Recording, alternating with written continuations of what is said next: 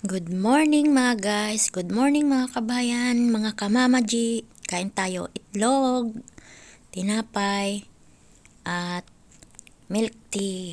Ayan ang almusal ni Mama G. Mainit-init kasi maginaw. Napakaginaw po mga kabayan. So enjoy lang natin ang pagkain. Habang nandito tayo, tis-tis tayo kung ano ang meron.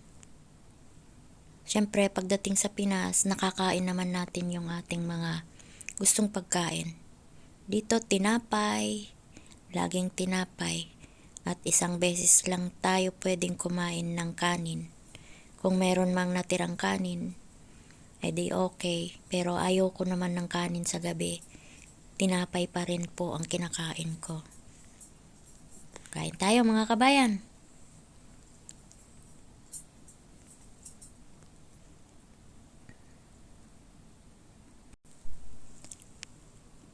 Ang buhay abroad mga kabayan, swertihan lang.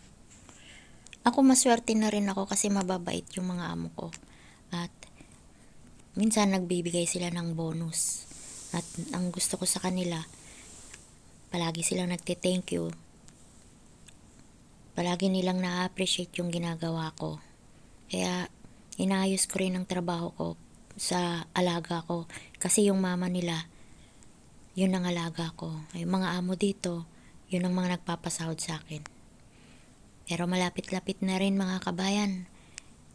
Siguro uuwi muna ako, mabalik dito, or di ko pa alam kung ano ang mga plano. In God's will lahat.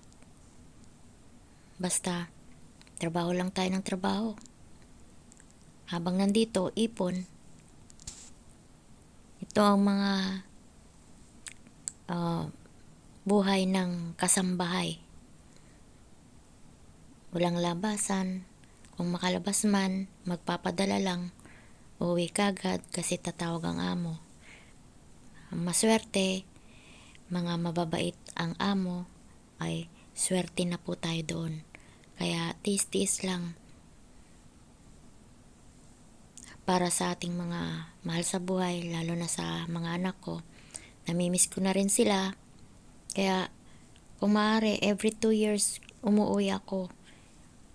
Wala akong ipon mga kabayan, pero okay lang. At least nakakapag-aral yung mga anak ko. Ngayon medyo maayos-ayos naman. Isa na lang yung pinaaral ko. Tiis-tiis muna ng kaunti. Kaunti pang kembot. So mga kabayan, bye-bye na. God bless.